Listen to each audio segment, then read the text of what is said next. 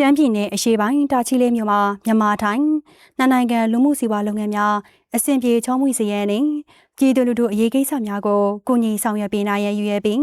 မြန်မာထိုင်းချစ်ချစ်ရေးအသင်းတာချီလေးရုံခွဲဖွင့်ပွဲအခမ်းအနားကိုဒီကနေ့မနက်ပိုင်းကစံခိုင်ခါခွေရက်ကွင်းရှမ်းယူမှာ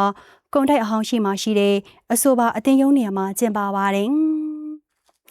ပရမအိုဆောင်မြန်မာတိုင်းချစ်ချစ်ရေးတင်ဥက္ကဋ္ဌဦးတင်ဝင်းတန်အမတ်ကြီးအငိမ့်စားက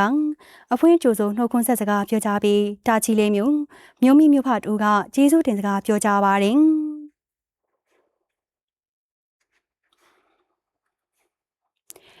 နောက်မြန်မာတိုင်းချစ်ချစ်ရေးတင်တာချီလေးရုံခွဲဖွင့်လှစ်နိုင်ခြင်းအထိမ်းအမှတ်ဖြင့်မြန်မာတိုင်းချစ်ချစ်ရေးအသင်းတာချီလေးရုံခွဲမှတာဝန်ရှိသူများက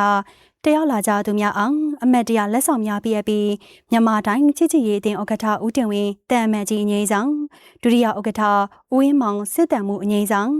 ရှမ်းပြည်နယ်ဥပဒေချုပ်ဦးဆိုင်ကျော်စံထိုင်းနိုင်ငံဆိုင်ရာမြန်မာကောင်စစ်ဝင်ချုပ်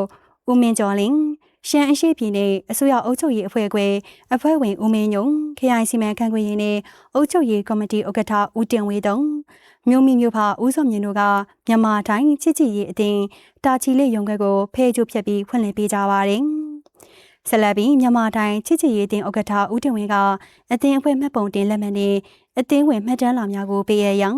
မြန်မာတိုင်းချစ်ချစ်ရေးအသင်းတာချီလေးရုံခွဲဥက္ကဋ္ဌဦးဖို့လေးနဲ့အဖွဲ့ဝင်များကလက်ခံရယူပြီးအမတ်တရမှတ်တမ်းတင်တပ်ပုံရိုက်ကူကတက်ရောက်လာကြသူများကမြန်မာတိုင်းချစ်ချစ်ရေးအသင်းတာချီလေးရုံခွဲအတွင်းလှည့်လည်ကြည့်ရှုကြပါတယ်။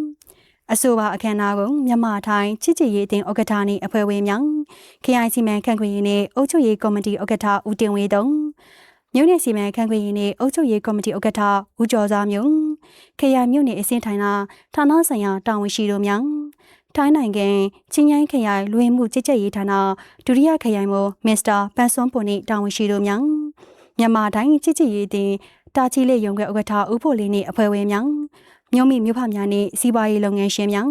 ရက်ကွက်အုပ်ချုပ်ရေးမှူးများလူမှုရေးအသင်းအဖွဲ့များနှင့်တိုင်းသားယဉ်ကျေးမှုအဖွဲ့များတက်ရောက်ခဲ့ကြတယ်လို့တင်ပြရရှိပါရရှင်။